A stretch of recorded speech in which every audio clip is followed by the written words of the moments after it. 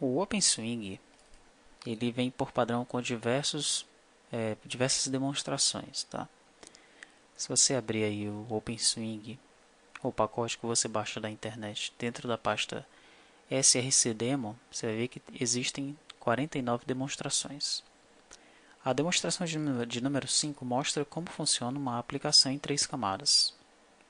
Nós abordamos essa aplicação no vídeo de preparação do ambiente, né? No finalzinho do vídeo, foi sugerido que o aluno ele colocasse esse mesmo exemplo para funcionar, só que com o Hibernate. Alguns dias depois, lá no EAD, eu disponibilizei o Demo 5 funcionando com o Hibernate, uma parte dele, tá? Uma outra parte estava para você concluir. Bom, eu estou com esse Demo 5 aqui aberto, ele está aqui com o nome Albert. Vou colocar ele como projeto principal. E vou pedir para rodar essa aplicação.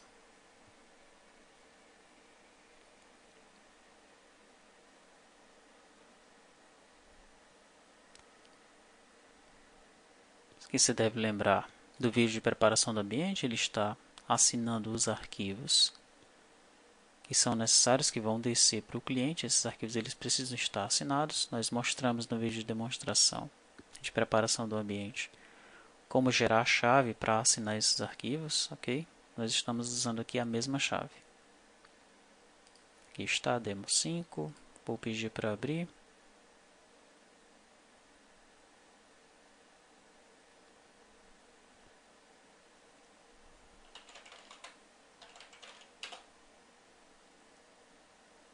E aqui está a aplicação.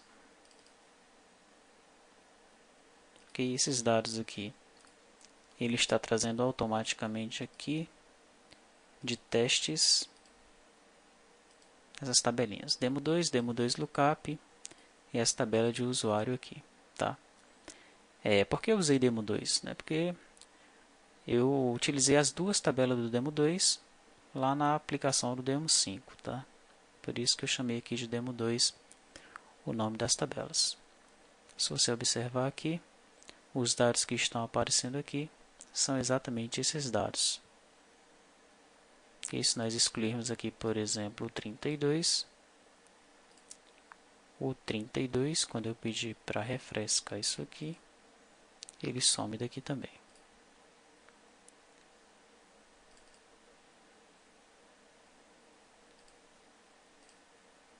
Tá, aqui são os dados que estão aparecendo de seleção do código. Esses dados são os que aparecem aqui na tabela de lookup. Perfeito? Como é que o OpenSwing ele organiza uma aplicação dessa daí? Bom, a ideia aqui é a seguinte. Vou aqui para a parte de arquivos, para ficar mais fácil da gente entender como é que os arquivos eles estão organizados, tá? Essa pasta build ela foi construída depois. A pasta NB Project é criada pelo NetBeans automático, tá? A pasta source é onde nós trabalhamos. A pasta conf vai ter apenas esse manifesto. Arquivo padrão, a gente não mexe com ele. A pasta Java é a pasta onde tem os arquivos de fonte, né? Eu tenho aqui alguns arquivos XML, tá? Que são aqueles arquivos onde a gente mapeia as tabelas do banco de dados para o Hibernate. No entanto, nessa demonstração, se você entrar aqui no pacote Java, que é onde estão os VOs, os Value Objects, você vai observar que esses VOs eles já estão anotados. Então, eu não preciso desses arquivos aqui. Eles ficaram aí porque eu fui migrando a aplicação. Primeiro eu a fiz com esses arquivos XML, mapeei por aí. Depois eu anotei e esqueci de excluir os arquivos aqui, tá? Mas eles não têm necessidade de estarem aqui não. Tá, então eu tenho aqui 3 pacotes. Tem o pacote cliente, são aquelas aplicações que ficam do lado do cliente. Cliente Application é a aplicação principal, ela que monta o menu. Fachada é por ela que vão passar todos os comandos. Quando um usuário ele chama lá uma função, passa primeiro por aqui. E tenho aqui as janelas em si da aplicação. né? Frame, frame controller, grid frame controller. Tá? Para cada janelinha daquela que aparece, existe uma janela de controller por trás, ok? Por exemplo, grid frame, que é aquela janelinha que apareceu a nossa grid com os dados carregados nela. Essa grid ela é vinculada a um grid frame controller. Dentro desse grid frame controller é que nós vamos chamar os métodos para carregar os dados, para inserir registro, para atualizar registro, para deletar registro. Se essa fosse uma aplicação cliente-servidor, dentro desses mesmos métodos aqui, nós já teríamos colocado algum código, ou teríamos chamado uma outra camada de persistência, um DAO, né? Ou teríamos colocado o SQL ou o código do Hibernate aqui mesmo. Como é uma aplicação em 3 camadas, nós estamos chamando aqui através do cliente utils um método que está lá do lado do servidor, tá? Esse método aí, o nome dele é insertDetail. Como assim? Então, lá do lado do servidor, eu vou ter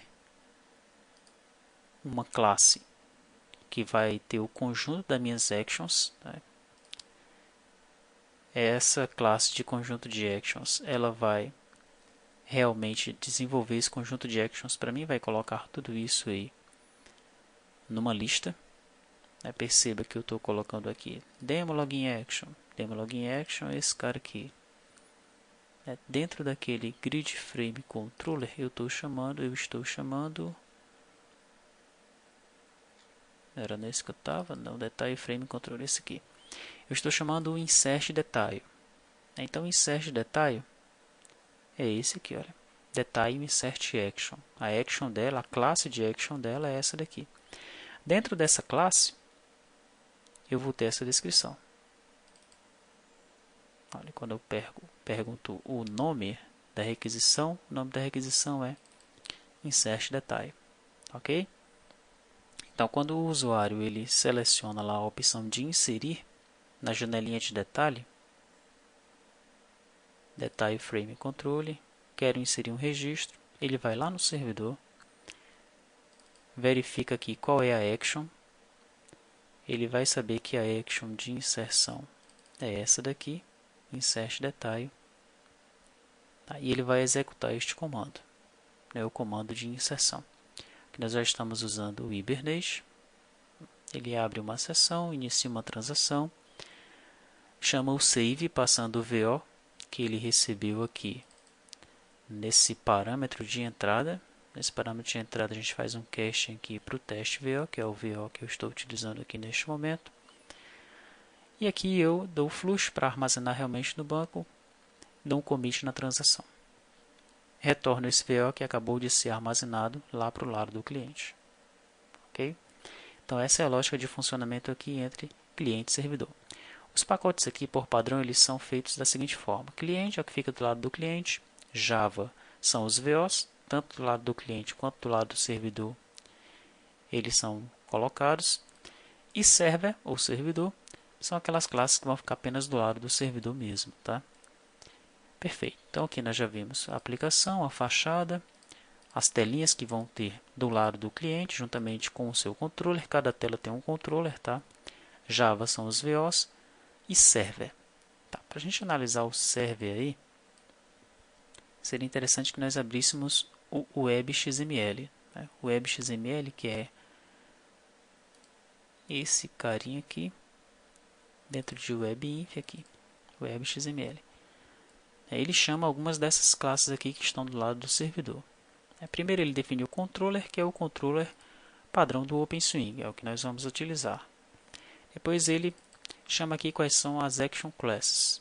Onde é que estão o pacote ou conjunto, a coleção de classes de ação? Está dentro dessa classe aqui, Demo Action Class, nós já vimos. Aqui a gente coloca isso tudo numa lista, tá? Depois, ainda lá no WebXML, Connection Source, Resource Factory. Onde é que estão? Onde é que fica? Qual é a classe que fica o XML de recursos, tá? Da internacionalização? Então, está dentro de XML Resources, que é essa classe aqui lá do lado do servidor, tá? Perfeito. Então, eu tenho dois arquivos de recursos aqui nesse caso. Tem o arquivo em inglês, o arquivo em italiano. Né? Ele vai pegar aqui o path da aplicação, resources inglês.xml, resources italiano.xml. Se você observar, os dois estão aqui mesmo. Perfeito? Voltando no XML, login action, id generator, logger, aqui controller callbacks. Né? Logo depois que a aplicação é startada, você pode chamar lá um método init e passar qualquer coisa para que esse método init ele execute logo após a inicialização da aplicação. Isso fica dentro dessa classe controller callbacks aí. Tá. Esse controller callbacks ele está onde? Está dentro de demo controller callbacks. Foi o nome que foi dado aqui para essa demonstração. Demo controller callbacks, está aqui ele. Então ele tem realmente o método afterInit. Nesse caso aqui o método afterInit foi criado um outro método createConnection. Dentro desse método createConnection eu abro aqui uma seção do Hibernate. Existem dois laços aqui apenas para popular aquelas duas tabelas, tá? Você pode descomentar esses laços aí e observar os dados sendo inseridos naquelas duas tabelas, essas duas tabelas aqui, demo 2 lookup.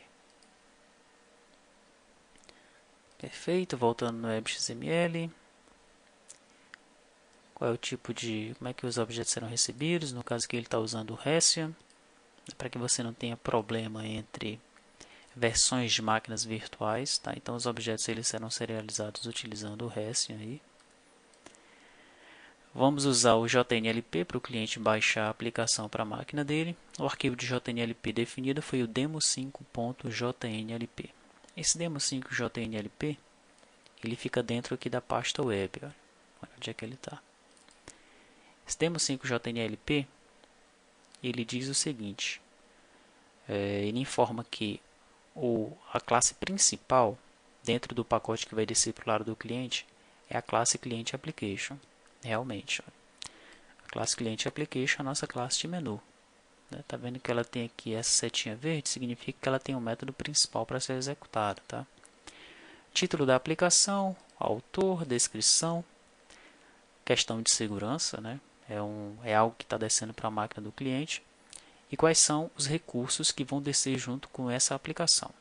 Junto com, assim que o cliente ele executar o demo5 JNLP, o que é que desce para o lado do cliente? Então descem esses arquivos aqui. Perfeito? Esses arquivos, como já mencionado, precisam estar assinados. Isso foi mostrado na videoaula de preparação do ambiente. E aqui eu tenho uma propriedade server URL, que ela vai pegar aí a URL do contexto de forma automática, tá? Perfeito. Terminei aqui com o meu WebXML. Aqui do lado do servidor eu já vi quem é Action Class, já vi quem é o Controller Callbacks. Falta eu ver quem é o Button Authorizations. O Button Authorizations é quem vai me dizer quais são as autorizações para os botões, ok? Veja só, se o usuário for admin, então as autorizações são todas, né? Vai descer com todos os privilégios. Se não, o que ele vai fazer? Ele vai dizer que a função F1, no caso ele chama essa função de F1, que função é essa daí? Deixa eu mostrar para você. Admin. A função F1 é essa daqui, olha. Tá? Internamente o nome desse menu aqui é F1. Tá? Então, no caso do admin, desce todo mundo. Descem todos os menus para ele. E ele tem acesso aos botões de forma indiscriminada, porque aqui eu estou analisando os botões. Tá? Se for um outro usuário, né, para a função F1, ele só vai ter acesso a um dos botões. Né? Inserir, alterar, excluir. Vamos observar isso. Vou chamar novamente aqui. Deixa eu ver se eu tenho outro usuário aqui. Tem o usuário Albert123. Albert123. Veja que agora não desceram todas as funções, mas não é ali que a gente está observando isso. Nós estamos observando aqui apenas a questão dos botões. Tá? Então, o botão inserir e o botão deletar, eles estão desabilitados. Perfeito? E como é que ele definiu aqui as funções que iam descer? Ele definiu nesta outra classe aqui, na classe Function Authorizations Action, tá? É nessa classe que ele me diz que se o usuário for admin, ele vai montar todo esse menu aqui. Vai ter folder 1, folder 2, folder 3, aí a função 1, a função 2, a função 3 e por aí vai. Se não, ele desce apenas a função 1. Então, quando eu entrei como Albert lá no sistema, ele mostrou apenas a função 1 para mim, tá? Bom, tem o login action, né? O login action aqui é que vai executar um select para ver se o usuário e a senha que são passados e realmente eles estão no banco de dados, né? E aqui vem as minhas actions, né? Deletar no detalhe, inserir no detalhe, carregar no detalhe. O que é o detalhe e o que é a grid? Acho que isso você também já percebeu, né?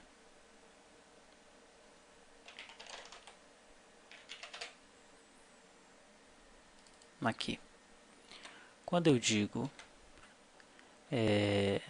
grid delete action, é a ação desse botãozinho aqui, do botão delete dentro da grid, tá? Grid load action, essa ação já foi executada, é a ação que carrega os dados na grid. Quando eu clico nesse botão, ela é executada também. Então ela está sendo chamada exatamente nesse momento, ok? Grid load action, o que é que ela faz? Ela seleciona de demo 2 tudo, né? De forma indiscriminada. Se você observar aqui no console, vai ter exatamente isso. Olha. Esse select aqui está selecionando todos os dados da grid. Perfeito. Quando eu venho aqui em... Bom, de grid é apenas isso, né? Eu tenho o grid delete, grid load. Isso mesmo. Aí eu tenho o detalhe. Quem é o detalhe? O detalhe é essa outra janelinha aqui. Aí eu tenho o detalhe insert, que é esse botão aqui. O detalhe insert action. Tem o detalhe copy. Vamos ver se ele aparece aqui. Não está aparecendo aqui. Tem o detalhe load, que foi esse que acabou de acontecer aqui. Ele carregou os dados daqui para cá. Tem o detalhe update. No caso aí, quando você salvar, ele vai dar esse update aí. Delete. Esse botãozinho aqui. Ok, aí eu tenho o lookup grid action. Esse lookup agora já vai ser aqui. Quando eu clicar neste botão, né, esse é o lookup grid action, tá? E o lookup validation action, né, no caso, se eu não clicar nesse botãozinho, se eu apenas colocar o código aqui, ele acabou de chamar aquele lookup validation action, tá? Então, para cada ação aqui feita do lado do cliente, eu mapeio uma ação lá do lado do servidor, através de uma classe dessas aqui. Perfeito? Tenho esse Hibernate Util, essa foi uma classe que eu mesmo criei. Ela vai apenas criar uma fábrica de sessões aqui para mim e vai retornar para quando eu precisar aqui nessas minhas classes, né? Você observe que em toda classe eu estou fazendo isso, Hibernate Util.getSessionFactory.OpenSession. Tranquilo? Tá, para que nossa aplicação ela ainda funcione, né? Você já entendeu aqui como é que estão organizados os pacotes, né? Esse do Hibernate ele mesmo cria aqui as minhas classes que estão organizadas do lado do cliente. Java são os VOs que vão estar tanto no cliente quanto no servidor. Eu tenho os arquivos de recursos, são aqueles arquivos onde remove filter em inglês vai aparecer remove filter, em italiano vai aparecer em italiano, em português vai aparecer remover filtro, né? Questão da internacionalização. Esses caras aqui eu não vou precisar porque os meus bins eles já vão estar anotados. Eu tenho um arquivo de configurações do Hibernate, onde eu vou mapear aqui os meus VOs. Okay? Aqui sim eu mapeio as classes dos VOs e coloco aqui algumas informações. Isso que a gente vai ver com mais calma depois. Tem um arquivo de propriedades, onde eu coloco aqui qual é o drive JDBC, a URL que eu estou utilizando, o nome do usuário e a senha que eu estou passando. Esse puller init ele é utilizado pelo OpenSwing do lado do servidor. Nós vamos ter que criar um puller mais elaborado quando nós colocarmos nosso sistema em produção. Esse aqui está usando até inclusive o HSQLDB. Quando nós estivermos fazendo T2TRP mesmo, nosso cadastro, você vai ver que eu vou fazer um puller para o MySQL, tá? Bom, na pasta web metainf eu tenho o contexto, apenas para dizer qual é o nome do contexto da aplicação. Dentro de webinf eu tenho web.xml, nós já vimos, né? O JNLP nós também já vimos. Eu tenho uma pasta lib apenas para facilitar o meu build, que é a construção da aplicação. Esse nós vimos no vídeo de preparação do ambiente. Esse build aqui nós também vimos no vídeo de preparação do ambiente, como é que ele foi desenvolvido, tá? O Signature Properties aqui são as propriedades que nós vamos utilizar para assinar os JARs. Nós também vimos isso no vídeo de preparação do ambiente. Então é isso. Na próxima aula nós vamos partir para o entendimento da nossa aplicação em si, que é esse T2TRP aqui, ok?